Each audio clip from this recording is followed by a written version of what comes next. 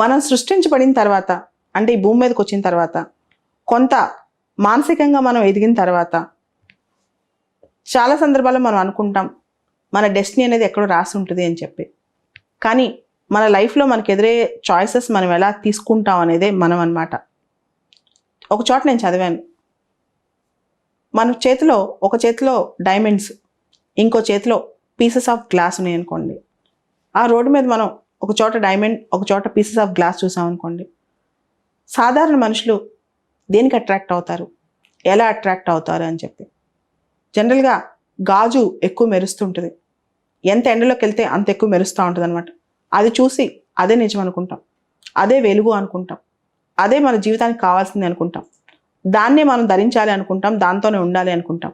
కానీ అది గాజు ముక్క, అది టెంపరీ, లేదా దానికి అంత నాణ్యత లేదని చెప్పి మనకి ఎప్పటికో అర్థమయ్యిద్ది. అర్థమయ్యే లోపల మన జీవితం మొత్తం అయిపోద్ది అనమాట. చాలాసార్లు మన లైఫ్ చాయిసెస్లో ఇదే పెద్ద తప్పు చేస్తాం. అది మన కాలంతో కావచ్చు, మనం చూజ్ చేసుకునే మనుషులతో కావచ్చు, లేకపోతే మనం లైఫ్లో తీసుకునే డెసిషన్స్తో కావచ్చు. దేనిలో అయినా సరే డెస్టినీ కానీ దేవుడు కానీ ఏది నమ్మితే అది.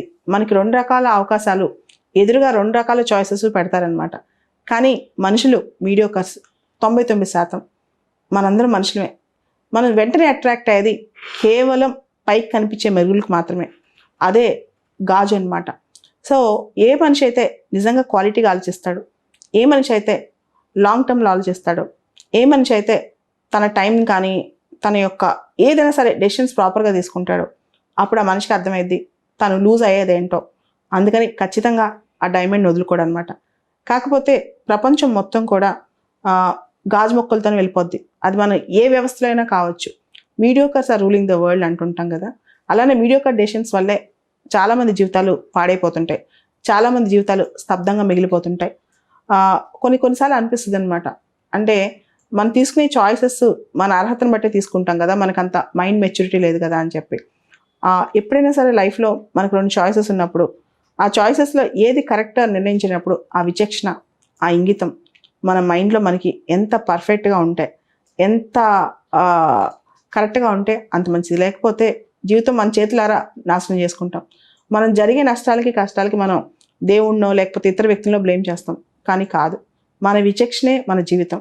మనం ఏం చూజ్ చేసుకుంటామే అదే జీవితం అనమాట. ఈ చాయిసెస్ మన చేతిలో ఉంటాయి. 2 వర్స్ట్ ఆప్షన్స్ ఉన్నా ఏది తక్కువ వర్స్ట్, ఏది బెటర్గా ఉందని చూసుకోవాలంటే, 2 నష్టపోయే ఆప్షన్స్ ఉన్నా ఎక్కువ నష్టం దేనివల్ల జరుగుద్ది, తక్కువ నష్టం దేనివల్ల జరుగుద్ది, అది కూడా చూజ్ చేసుకోవచ్చు. లేదా 2 బెటర్ ఆప్షన్స్ ఉన్నప్పుడు ఎక్కువ మనకి లాంగ్ టర్మ్లో మనకి ఏది కావాలి అనేది కూడా మనకు తెలుస్తుంది అనమాట. అలా కాకుండా ప్రపంచానికి చూపించుకోవడానికి నేను ఇలా మెరుస్తూనే ఉండాలనుకున్నప్పుడు ఖచ్చితంగా మనం వెళ్ళి గాజు మొక్కనే పట్టుకుంటాం.